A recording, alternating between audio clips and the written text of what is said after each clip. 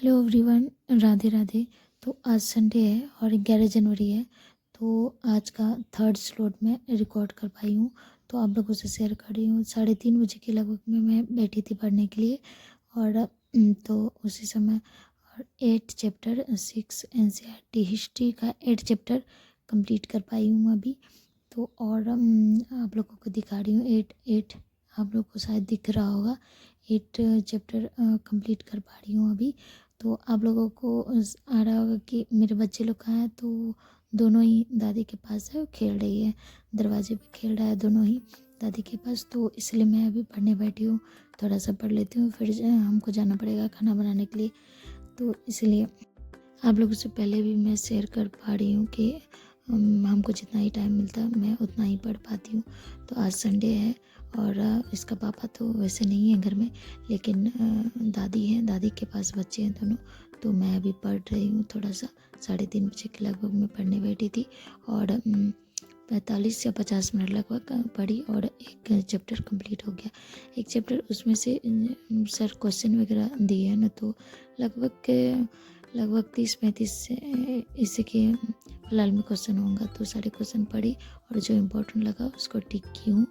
फिर अभी हमको खाना बनाने के लिए जाना पड़ेगा। शाम का खाना बना के फिर खाना खाऊंगी, खिलाऊंगी सबको। बच्चे सब सोएंगे तो फिर अगर पढ़ूंगी तभी थोड़ा सा पढ़ लूँगी। बस इतना ही, जितना टाइम मिलता है हमको उतना ही पढ़ पाती हूँ, आप लोगों से शेयर करती हूँ। आप लोग प्लीज़ मेरे वीडियो को लाइक कीजिएगा, मेरे चैनल को सब्सक्राइब कीजिएगा, मुझे सपोर्ट कीजिएगा ताकि मैं और भी वीडियो आप लोगों के लिए बना पाऊँ। अभी मैं सबको नाश्ता दे के, ससुर सास और हस्बैंड को नाश्ता वगैरह करा के चाय बनाई हूँ। चाय भी पिला के हम भी नाश्ता किए, हम भी चाय पिए, फिर आए हैं। अभी बच्चे लोग गए बाहर खेलने, तो फिर हम सोचे कि थोड़ा सा पढ़ते हैं। तो आप लोगों के लिए रिकॉर्ड भी कर लिए कि आप लोगों से शेयर भी करते हैं कि हम 2 बच्चे के साथ कैसे मैनेज करके पढ़ते हैं। थोड़ा थोड़ा टाइम निकाल के कैसे हर चीज़ को मैनेज करके काम भी करना पड़ता है। ऐसे रात में तो थोड़ा सा थक जाते हैं, लेकिन कम ही पढ़ पाते हैं रात में, क्योंकि दिन भर काम करते हैं, बच्चा के पीछे परेशान होते हैं, तो थोड़ा सा थक जाते हैं। तो 1 घंटा या 1.5 घंटा लगभग पढ़ पाते हैं। किसी किसी दिन तो थोड़ा सा भी नहीं पढ़ पाते, 10 मिनट के लिए भी नहीं पढ़ पाते। तो सुबह 2 दिन से हम नहीं शूट कर पा रहे हैं, क्योंकि सुबह थोड़ा सा लेट उठते हैं और जितना होता पढ़ के बाहर निकल जाते हैं। तो जब भी थोड़ा सा पहले उठेंगे और टाइम रहेगा तो सुबह का भी आपसे शेयर करेंगे ज़रूर कि सुबह हम कैसे पढ़ते हैं, क्या पढ़ते हैं। और ये अभी NCERT 360 शशि शरण का ही बुक चल रहा है, आप लोगों से शेयर किए थे। अभी 6 क्लास का भी NCERT नहीं ख़त्म हुआ है, कल तक में फ़िलहाल ख़त्म हो जाएगा। फिर 7th का हिस्ट्री स्टार्ट करेंगे, ऐसे ही करके 12 तक का है। 12 छोटा ही पतला ही बुक है, उतना बड़ा बुक नहीं है, लेकिन ठीक है, हाउस वाइफ के लिए तो ठीक है। अभी कुछ देर पढ़ते पढ़ते मेरी आंखों में थोड़ी दर्द होने लगता है, तो हम चश्मा भी लिए थे दिखा के, तो वो पहन के फिर थोड़ा सा पढ़ रहे हैं।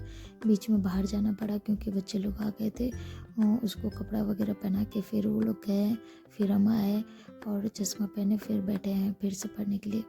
लगभग अभी 3:30 बजे बताए, तो अभी 3:30 अगेन बता रहे हैं कि 3:30 बजे पढ़ने बैठे थे और 45 से 50 मिनट लगभग पढ़े हैं। तो अच्छे से कंप्लीट हो गया वो 8 का और 9th का। फिर रात में टाइम मिलेगा तो फिर रात में पढ़ेंगे, फिर सुबह 10th पढ़ेंगे और 6 क्लास का ख़त्म हो जाएगा NCERT। उसके बाद 7th क्लास का स्टार्ट होगा। ऐसे धीरे धीरे बढ़ते जाएंगे तो ऐसे धीरे धीरे पढ़ाई होती जाएगा।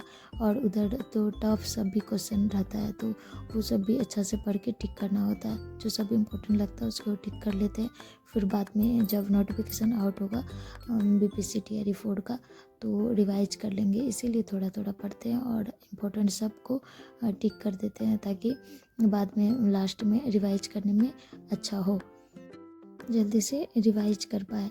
तभी तो कम ही टाइम मिलेगा, क्या पता तभी टाइम ही नहीं मिले तो रिवाइज करने में ठीक होगा। ये देखिए हम पढ़े अभी तुरंत। तमिल क्षेत्र में बड़े भूस्वामियों को वेल्लाल कहा जाता है। ये सब क्वेश्चन आता है और आया हुआ है, कुषाण के बारे में है। उसके बाद 6 का NCERT का ही है, इसमें कुषाण और वेल्लाल ये सब ये अरिकामेडु पुदुचेरी में ढूंढो। 2200 से 1900 साल पहले अरिकामेडु को एक पत्तन था। अरिकामेडु एक पत्तन था, उसके बारे में दिखाया गया। उसके बाद और आपको बताते हैं, ये बेरी, काजा में शराब, तांबा, टीन, शीशा, मेका, पोखराज, कपड़े, सोने और चांदी के सिक्के आयात किए जाते थे। ये सारे वस्तु आयात किया जाता था पोखराज में। उसके बाद और सभी बड़े हैं, जितना साड़ी इम्पोर्टेंट लगा। ये कुषाण के बारे में, सिल्क रूट का नियंत्रण रखने वाला शासकों को कुषाण मिल